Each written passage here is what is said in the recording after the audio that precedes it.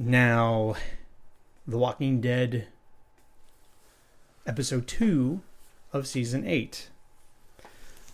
Episode 2s are always a hard episode to critique because it's never going to be as good as the season premiere.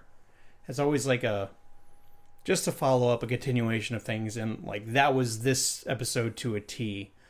It opens up with like close-ups of a lot of the characters, and they kind of talked about later on in The Talking Dead that, oh, well, you saw close-ups of characters that are going to go through a dramatic change in this episode, and one way or another that was correct.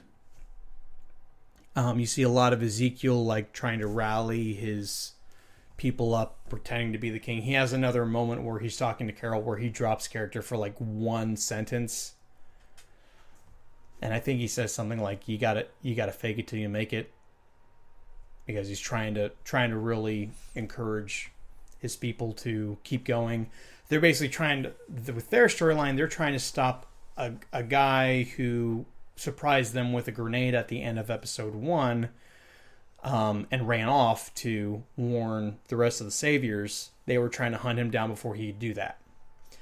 Then you have Rick and Daryl going to get a stash of guns from one of the satellite locations for Saviors. Negan doesn't show up at all in this episode. Neither does Gabriel. So you don't know what happens to them yet.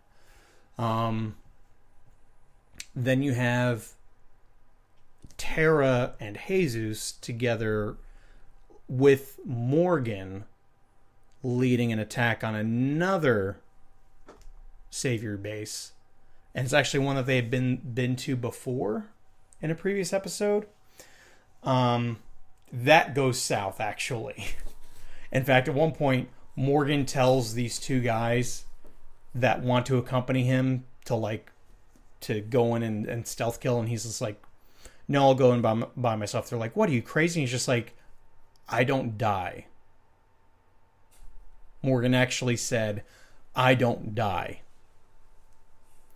But it's kind of like, he said it in a way where, he meant it like it's kind of a blessing and a curse. Like, everyone around him gets killed, but he doesn't. And wouldn't you know, those two guys get it. They get shot up. And Morgan also gets shot. He gets clipped in the arm and fakes being dead, but guy's got an amazing lucky streak. So their situation goes south. There's I guess what they're doing with Jesus is they're trying to make him the new peaceful Morgan, because there was a situation where a Savior was hiding in a closet.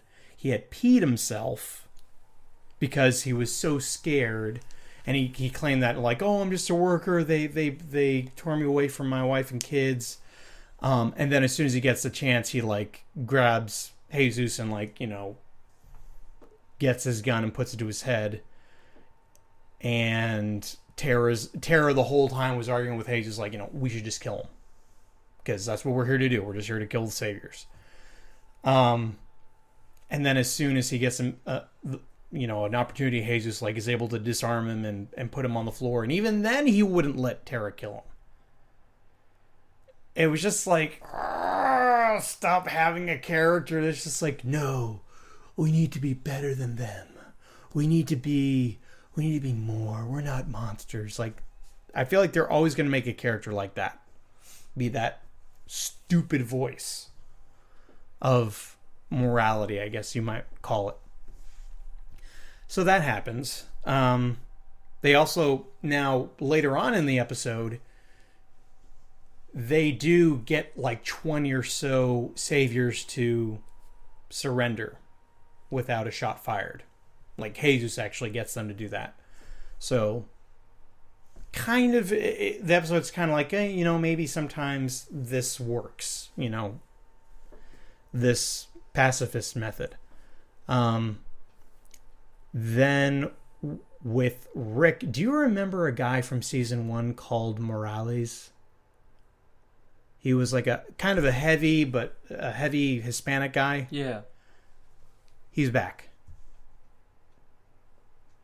and he's a savior, and he gets so Rick has this really intense fight with this random savior guy where Rick does eventually kill him, and it was really like, oh man, I can't believe that they did this in the show. But he thought he was guarding the guns where the guns were that Daryl and him are trying to hunt down.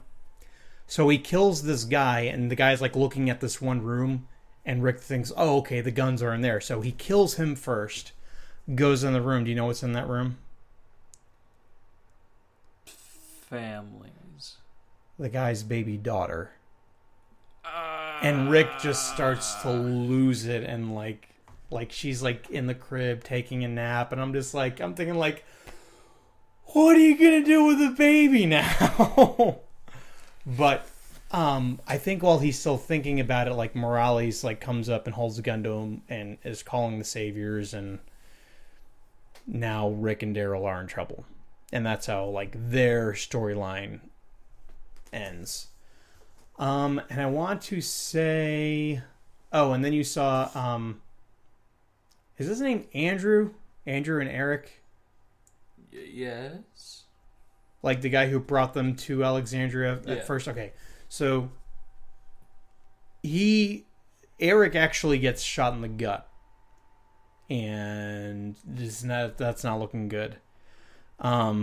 Because it's kind of neat. They had a really cool strategy where they ambushed a group of saviors, didn't shoot them in the head.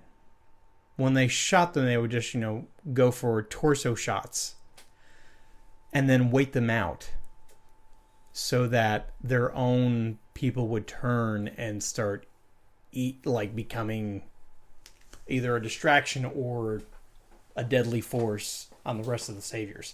Neat tactic. It needs to be used a whole lot more. It's like right up there with, like covering yourself in blood and guts to like get through a pack. So that happens. Eric's fate is unknown right now. And Ezekiel actually tells whoever's holding on to Shiva, the tiger, to set her loose to hunt down this guy that they're after, and she gets him. Like, yeah, she just downright kills him. And so he's like super hyped, he's super enthusiastic and trying to, even though, but apparently like they get the guy's walkie-talkie and they hear on it that they know that they're under attack. So Carol's like, well, we need to call it off, and he's like, no, we're gonna have victory today. And so I don't know if that's gonna come back to bite him or not. Trying to think what else happened in this episode. It wasn't too eventful. Like I said, it's an episode 2. Apparently this attack on the Saviors is going to last for 2 more episodes before things start to change or slow down, I guess. So a lot of action, a lot of cool stuff happening. You should definitely watch these 2 episodes to catch up, because they're good.